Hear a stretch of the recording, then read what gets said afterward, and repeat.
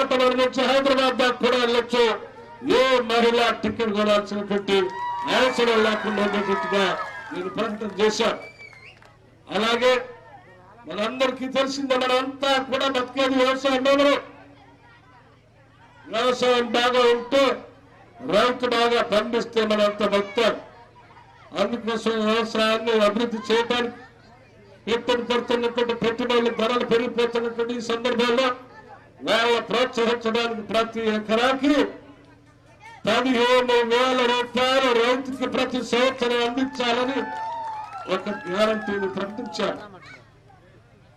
ధాన్యాన్ని పండిస్తే అందరికీ తెలుసు, రైతులు మార్కెట్లో పోయి ధాన్యం అమ్మితే క్వింటాకి ఉదాహరణకు 2,000 రూపాయలు కొనుగోలు చేస్తా ఉంటే 100 రూపాయలు ఆ ధాన్యం అమ్మేటువంటి రైతుకు చెందేటట్టుగా చేయాలని మేము ప్రకటన చేశాం.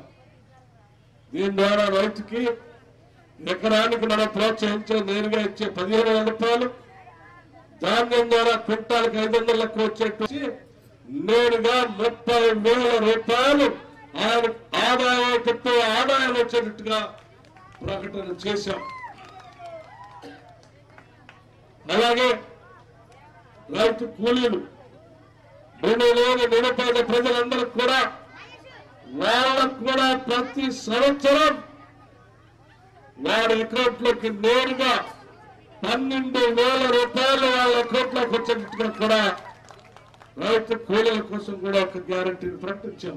మాఫీ చేస్తానికి గాలికి వదిలేస్తే అది పెరిగి వడ్డీ పెరిగి ఇవాళ తరిసి లోపడైంది. కట్టలేకపోతా ఉన్నాం, దానికి కూడా కొత్త లోన్ ఇచ్చే పరిస్థితి లేదు. పెట్టుబడి కోసం బయట వడ్డీ వ్యాపారస్తులు 2 రూపాయలకు 5 రూపాయలకు తెచ్చుకోవాల్సిన పరిస్థితి ఇప్పుడు. అందుకే కాంగ్రెస్ పార్టీ ఆలోచన చేసింది, ధనిక రాష్ట్రం, సంపద కలిగిన రాష్ట్రం కాబట్టి మన రైతులను ఆదుకున్నాం అనేటువంటి ఆలోచనతో 2 లక్షల రూపాయలు రుణమాఫీ చేస్తామని కూడా ప్రకటన చేశాం.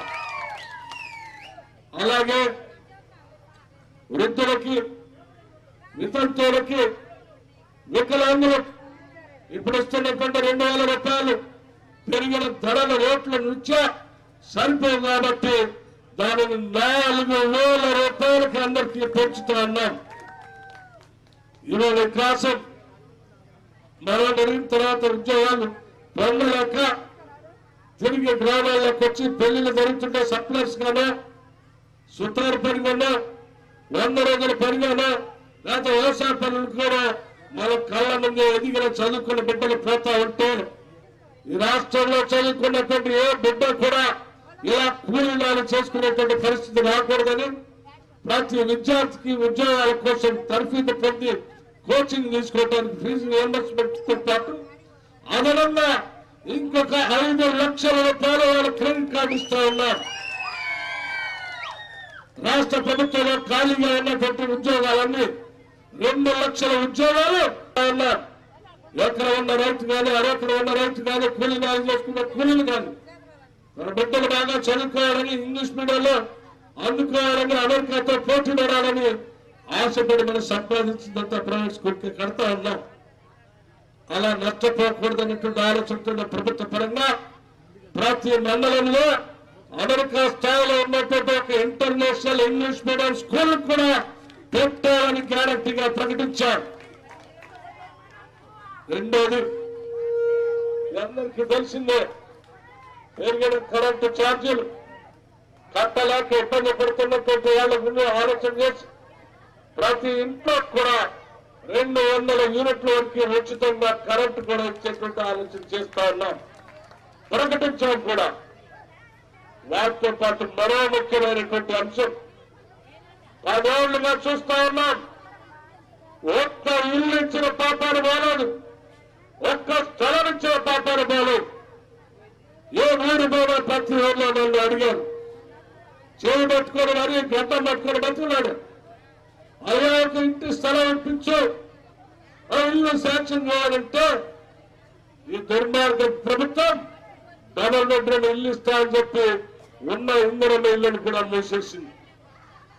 అందుకే కాంగ్రెస్ ప్రభుత్వం అధికారంలో రాగానే రాష్ట్ర వ్యాప్తంగా ప్రతి గ్రామంలో తిరిగి ఇళ్ల స్థలాలు ఇస్తాం, ఆ ఇళ్ల స్థలంలో ఇల్లు కట్టుకోవడానికి 5 లక్షల రూపాయలు శాంక్షన్ చేయబోతా ఉన్నాం.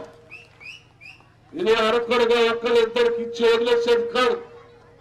మనం గతంలో ఇందిరమ్మ ఇల్లు అర్హత కలిగినటువంటి వాళ్ళందరికీ ఏ రకంగా ఇచ్చామో రేపటి భవిష్యత్తులో కూడా అందరికీ ఇస్తాను. ఏ ఒక్కరికి కాదు, అందరికీ ఇస్తాం. ఇచ్చే కార్యక్రమాల్లో భాగంగా సరే కేసీఆర్, కేటీఆర్, చిన్నబ్బాయి మాట్లాడే దాని గురించి చాలా బాగా, దాని గురించి నేను ప్రత్యేకంగా చెప్పాల్సిన అవసరం లేదు. కానీ డబ్బులు ఎక్కడున్నాయి ఇవన్నీ చేయటానికి అన్నాడు. డబ్బులు ఎక్కడెక్కడ ఉన్నాయి ఇవన్నీ చేయటానికంటే డబ్బులు లేస్తే నువ్వు కూడా ఎందుకు ప్రకటించినావు? అది ఎవరు మోసం చేద్దామని నీళ్ళు అందరూ ఉంటారని చూడట్లా. నువ్వు 3 ఎకరాలు ఇస్తాను మోసం చేశావు, ఇయ్యలే. డబల్ బెడ్రూమ్ ఇల్లు ఇస్తాను, ఇయ్యలేదు. మరి నువ్వు ఇయ్యలేదని కాంగ్రెస్ వాళ్ళు కూడా ఇయ్యలేదని నువ్వు అనుకుంటే ఎట్లా?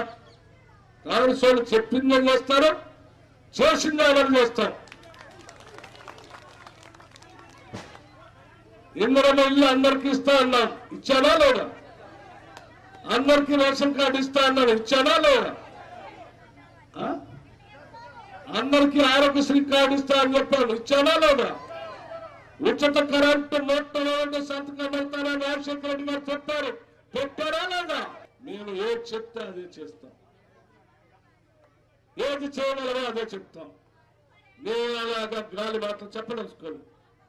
అందుకోసమే మీలాంటి వాళ్ళు తప్పుడు నాయకులు తప్పుడు ప్రచారం చేసుకుంటారని మేము ప్రత్యేకంగా ఒక గ్యారంటీ కార్డు కొట్టించి ఈ గ్యారంటీ కార్డు పైన పిసిసి అధ్యక్షుడిగా రేవంత్ రెడ్డి గారు, సిఎల్పి నాయకుడిగా నేను బట్టి విక్రమార్క, మేమిద్దరం సంతకాలు పెట్టి రాష్ట్ర వ్యాప్తంగా ప్రతి ఇంటికి ఈ గ్యారంటీ కార్డు పంపించాం. ఒక ఇల్లు కాదు, ఒక ఊరు కాదు, ప్రతి ఇంటికి పంపించాం. ఎంత సంతకం పెట్టి ఇంటికి ఎందుకు పంపించామనంటే ఈ కార్డు మీ దగ్గర దాచుకోండి. మేము అధికారంలోకి వస్తున్నాం, ఈ కార్డు తీసుకొని మేము అధికారంలో లాగానే మీరు వస్తే ఈ కార్డు చూపేలోనే ఇందులో ఉన్న 6 గ్యారంటీల్ని మొదటి 100 రోజుల్లోనే అమలు చేస్తామని చెప్పటం కోసమే మీరు సంతకం పెట్టి మరి ఇంటికి పంపించాం. మీలాగా గాలి మాటలు మాట్లాడలేదు. మాకు ఆ నమ్మకం ధైర్యం లేకపోతే దీన్ని కొట్టించి సంతకం పెట్టి మీ ఇంటికి పంపించాం.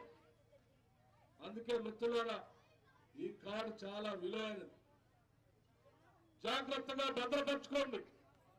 ఇది కేవలం కాంగ్రెస్ వాళ్ళే కాదు, ఇందులో ఉన్న 6 గ్యారంటీలు ఎవరెవరు కావాలనుకుంటున్నారో అందరూ కూడా ఈ కార్డుని జాగ్రత్తగా దాచుకుని అందరికి ఇస్తాం.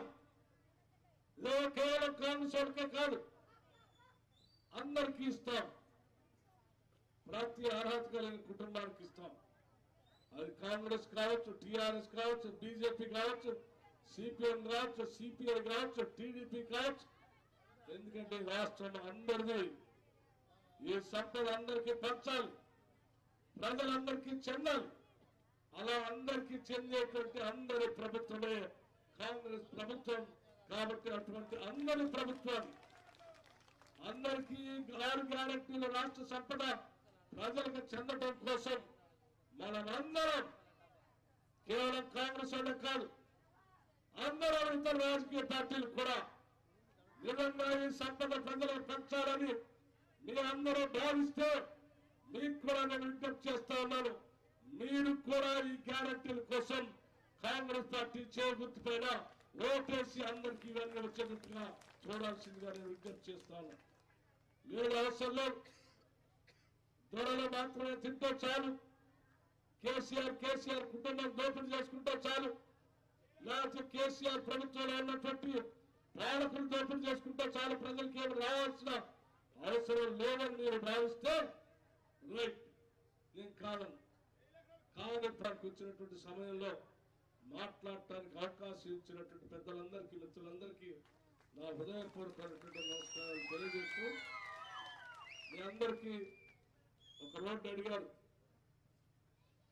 గోవిందాపురం నుంచి ఆళ్లపల్లి, మోటమర్రి, కలుపుతూ ఒక రోడ్డు మోటమరికి నేరుగా నడుచుకుంటూ వచ్చాను. నేను గోవిందాపురం నుంచి నేను పాదయాత్ర చేసుకుంటూ వచ్చేటప్పుడు పొలాల మధ్యలో వచ్చి నడుచుకుంటూ వచ్చాను. డొంక రోడ్డు, ఆ డొంక రోడ్డు నా దృష్టిలో ఉంది. ప్రభుత్వం రాగానే మొట్టమొదటి 3 నెలల్లోనే ఆ రోడ్డును శాంక్షన్ చేస్తాను.